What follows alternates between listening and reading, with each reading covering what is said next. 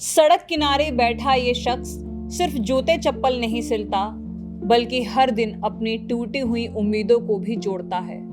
हाथों में हुनर है। इनको बताया मैं कि जैसे बच्चे की फीस भरनी थी, उनके सामने भी रोजना, लेकिन कोई मेरी हेल्प नहीं करी सर। कोई हेल्प नहीं करी थी। लेकिन जिंदगी की सिलवटें अब तक सीधी नहीं हो पाई। सुबह से शाम तक कड़ी धूप और लू, बारिश, सर्दी के बीच बैठकर ये लोगों के कदमों को सहारा देता है, मगर इसके अपने सफर में मुश्किलें कम नहीं है। कभी काम मिलता है, कभी पूरा दिन ग्राहक का इंतजार करना पड़ता है।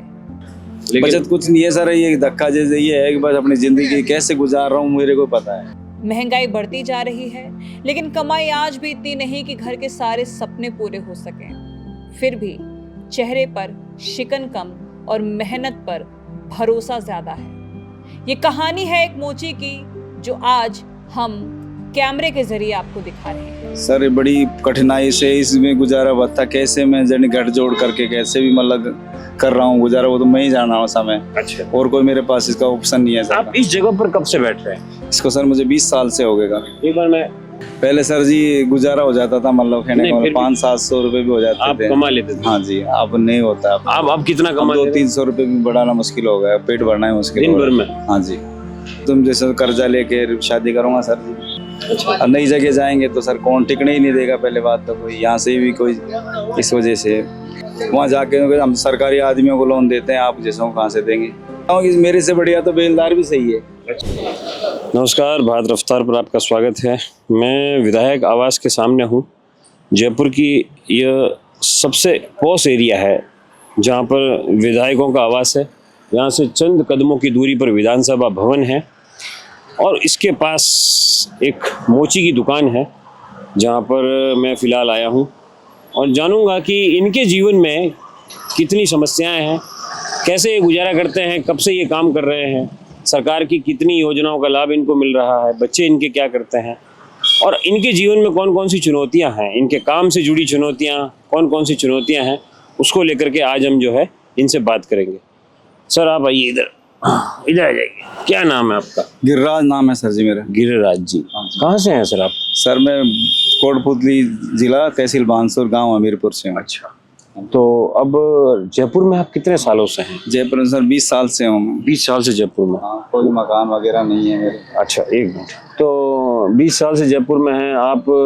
गांव में आपकी खेती बाड़ी है? कुछ नहीं है सर, खेती बाड़ी कुछ नहीं। मकान पुश्ते नहीं मकान है, पक्के बन गए, 2 कमरे हैं सर जी, ये मान लो। अच्छा, 2 कमरों का मकान है बस।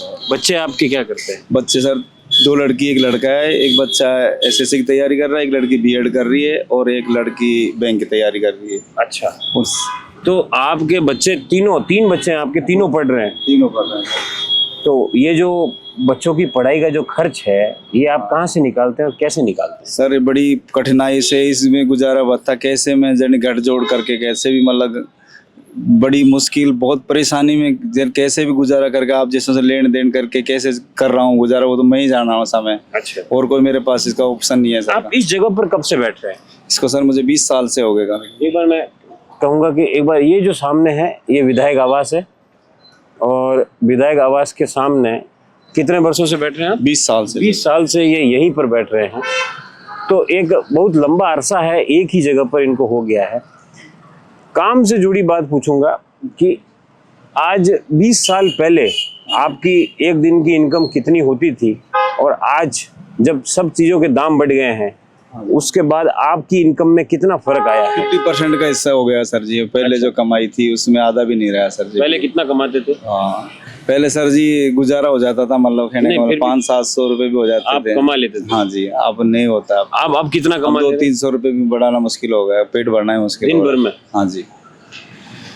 इतनी वीआईपी जगह पर आप बैठते हैं, कभी यहाँ पर कोई एमएलए आया है आपके पास? एमएलए तो नहीं आते सर, नौकर चाकरों को भेज देते हैं, इक्का दुक्के कोई आ जाए तो आ जाए सर, गाड़ी घोड़े से करा ले, लेकिन बाकी एमएलए तो कौन आते हैं? कभी नहीं आया। कोई ऐसा बड़ा आदमी आया आपके पास आज तक? कोई अफसर आ गया हो? यहाँ पीछे वित्त विभाग का अफसर है, ऑफिस है, बिजली विभाग का ऑफिस है, उसके अलावा सचिवालय भी ज़्यादा दूर नहीं है, कभी कोई हाईकोर्ट भी ज़्यादा दूर नहीं है।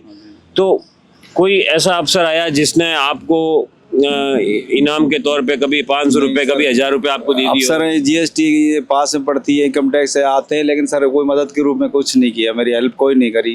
इनको बताया मैं कि जैसे बच्चे की फीस भरनी थी उनके सामने भी रोजना, लेकिन कोई मेरी हेल्प नहीं करी सर, कोई आपकी help कोई हेल्प नहीं करी थी। बच्ची की फीस कितनी लगती है? बच्ची की बीएड की फीस लगी थी सर 27,000 रुपए। अच्छा। मैंने एक दो से रिक्वेस्ट करी, मेरे ये मेरे वो क्या नाम है अम्बेडकरवादी ये बोर्ड में भी खूब मदद मांगी जिनसे, लेकिन कोई नहीं। अरे आप जैसे ने कोई पगों पढ़ के कैसे भी तरह मैंने गुजारा करके ऐसा नहीं, नेता नांगड़ा कोई मेरी हेल्प नहीं करे। बच्चा एसएससी की पढ़ाई कर रहा है, बच्चे का ग्रेजुएशन हो गया? ग्रेजुएशन हो गया सर। एसएससी की पढ़ाई की क्या वो कोचिंग वोचिंग कर रहा है? कोचिंग हो गया सर, कोचिंग करवा दिया मैं। कितना पैसा लिया कोचिंग वाले? कोचिंग वाले ने सर 31,000 रुपए लिए थे। 30,000 रुपए।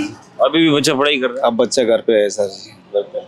और तीसरा बच्चा क्या करता है? दूसरी लड़की है सर, वो बीएड चल रही है, एक लड़की बैंक की तैयारी कर रही है। वो भी बैंक की तैयारी कर रही है, उसकी भी कोचिंग का शुल्क अलग से लगता होगा? हाँ वो करवा सर, वो पहले ही करवा दिया, अब नहीं, वो अब तो वैसे पढ़ाई कर रही है तैयारी के हिसाब से। शुल्क तो हाँ जी शुल्क तो गिरिराज जी ये बताइए कि अब यहाँ अगर 200-300 रुपए आप दिन भर में कमाते हैं तो उसके हिसाब से तो महीने का 5-6 हजार रुपए बैठता है। हाँ जी। उसमें रहना खाना पीना बच्चों की पढ़ाई सब लगता होगा। हाँ जी लगता है सर जी। फिर कैसे ये घर कैसे चलता है? कैसे गुजारा, अब जैसे कुछ घरवाली नरेगा में काम करती है, कुछ उसका गुजारा हो जाता है, कुछ ऐसे दोनों गाड़ी गुड़ा रहे हैं, बाकी वो हमारे पास कुछ प्रोफेशन नहीं है भाई, कोई खेती मेहनत। बच्चे कुछ और काम भी करते कुछ नहीं करते सर बच्चे, 2 बच्चियां हैं, वो घर पे, लड़का मेरे साथ रखता हूँ मैं।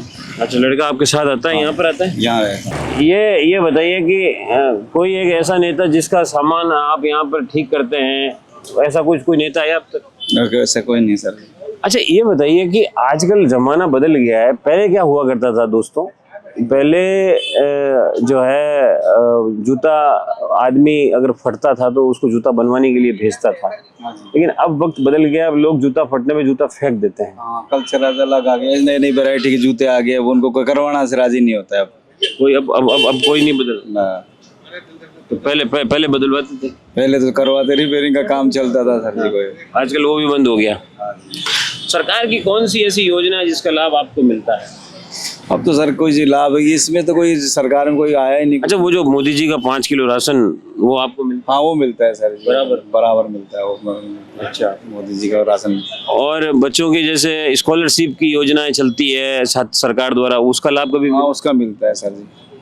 बिजली जैसे सरकार फ्री देती है उसका भी हाँ, लाभ? वो यूनिट तो मिलती है सर, वो जो यूनिट फ्री कर रखा वो तो हैगा।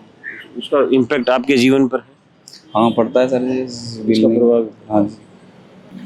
अब मान लीजिए कि बच्चों की शादी जब करनी होगी तो कैसे आप कितना पैसा आप बचा लेते हैं महीने में? बचत क्या है सर, बच्चे पालना ही मुश्किल हो रहा है, तो आप जानते हो कैसे होगा वो तो मैं ही। आप जिससे कर्जा लेना पड़ेगा जब ही शादी होगी, कैसे होगा, कैसे चुकाऊंगा? अगर बच्चा कहीं लग जाता है सर्विस में तो हो जाए, नहीं तो तुम जैसे कर्जा लेके शादी करूंगा सर जी। हेल्प कोई करता नहीं है, आप जानते हो। अच्छा ये जो सामान आप लाते हैं इसकी कॉस्ट कितनी बढ़ गई है? इसके भी दाम बढ़ गए सर, डबल हो गए। अब जो चीज पहले 20 रुपए की आती है 40 की हो गई। हर सामान आइटम महंगा हो गया। अच्छा शू पॉलिश कब कितने में आ रही है? अब 40 रुपए की कर दी, पहले 20 रुपए की आती थी सर जी। पहले 20 की आती थी, हाँ जी। 40 की होने लगी। लगी। अच्छा आजकल शू शाइनर आने लगा है तो लोग जो है पॉलिश करवाने भी आते नहीं है, वो शू शाइनर सीधा रगड़ते हैं और काम बन जाता है। आ जाती है उसमें। हाँ जी पहले ये था कि शू शाइनर नहीं होते थे तो लोग आपके पास आया करते होंगे, लेकिन अब वो टाइम बदल गया है। बिल्कुल सर। अच्छा कभी आपने ये अनुभव किया कि जब यहाँ अगर इतना लाभ नहीं मिल रहा है तो कहीं और किसी और जगह पर जाके बैठा जाए, कभी ऐसा आपने सोचा? सर सोचता हूँ कई बार, ऐसे कुबर आती है, लेकिन अब मैं फिर ये सोचता हूँ कि घर का कहाँ जाऊँ, अकेला बुढ़ा हो गया, अब कोई बस की नई जगह में जाएंगे तो कोई सेटलमेंट नहीं होगा, या जानकारी है कोई जैसे तुम तो अपने ओड़ सोड़ भी तुम्हारे से कर लेते हैं साहब, बाकी कोई ऐसे तो कोई हेल्प करने वाला तो है नहीं। और नई जगह जाएंगे तो सर कौन टिकने ही नहीं देगा, पहले बात तो कोई यहाँ से भी कोई, इस वजह से। अब महंगाई का जमाना, गैस के दाम भी बढ़ रहे हैं, पेट्रोल के दाम भी बढ़ रहे हैं, आपके यहाँ आने का माध्यम क्या है? आप रहते कहाँ पर हैं? मैं महेश नगर रहता हूँ सर जी। यहाँ रेंट के ऊपर। रेंट क्या, कितना रेंट देते हो? 4,000 रुपये रेंट है सर जी। उसमें क्या क्या है 4,000 रेंट के अंदर? सर वो कुछ नहीं है, बस वो लाइट का बिल अलग देना पड़ेगा। और नहीं घर में क्या है, मतलब कितना कमरे हैं? कमरा है सर, वो लेटरिन बाथरूम बस। एक कमरा लेटरिन बाथरूम। आप, आपकी पत्नी और तीनों बच्चे? पत्नी गाँव रहती है। यहाँ आपका बच्चा साथ रहता है और बेटियां भी आपकी गांव रहती बेटियां गाँव रखते हैं सर। हैं। तो यहाँ पर आप 4,000 रुपये खर्च करके रहते हैं हाँ जी, और 4 खर्चा भी है सर जी, अब कैसे जुलाना। वो राशन पानी का मिला के 10,000 रुपये बन जाता है। हाँ जी, हाँ जी। लेकिन बचत कुछ नहीं है सर, ये धक्का जैसे ये है कि बस अपनी जिंदगी कैसे गुजार रहा हूँ मेरे को पता है। अच्छा, एक योजना है पीएम स्वनिधि योजना, आपने सुना है उसके बारे में? हाँ सुना तो है सर जी। जो स्ट्रीट वेंडर होते हैं या ये जो छोटे छोटे जो कामगार होते हैं, उनको सरकार जो है मदद करती है ऋण के रूप में, और उस पर कोई ब्याज नहीं लगता है। आपने उस योजना का लाभ उठाया कभी? सर उस योजना में ये कहते हैं कि यहाँ का राशन कार्ड लाओ, यहाँ का डॉक्यूमेंट्स यहाँ के होना चाहिए। मेरा है कोटपुतली का, तो यहाँ के मांगते हैं। नहीं तो आप वहां जाकर के लाभ ले लीजिए। वहाँ का जाके तो 100 तरह की गारंटियां मांगते हैं वो बैंक वाले, ये लाओ वो लाओ।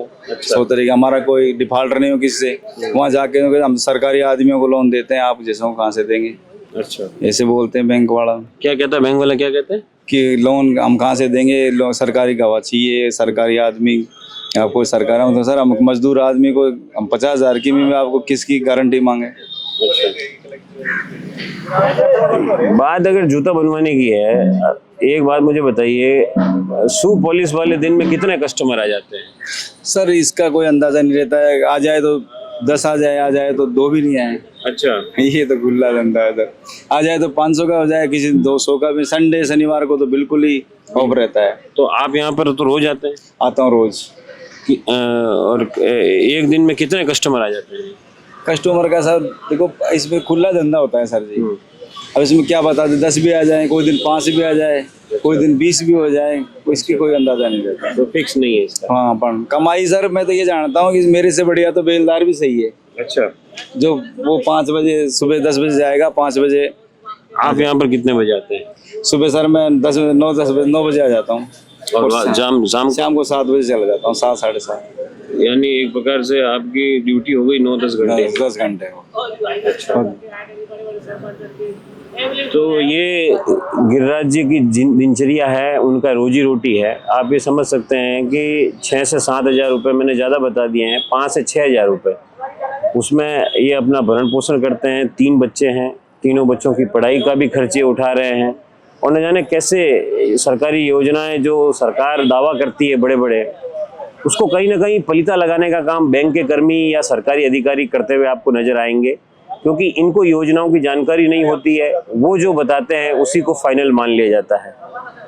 तो इससे ये अंदाजा लगाया जा सकता है कि सरकार की योजनाएं जो है वो लोगों तक पहुंच नहीं पाती है। अब इस प्रकार के लोगों को किस प्रकार से योजनाओं का लाभ मिलना चाहिए वो तो सरकार ही जाने, लेकिन फिलहाल इनके जीवन में ऐसा कोई बदलाव नहीं आया है। लक्ष्मीनारायण के साथ राकेश चौधरी, जयपुर।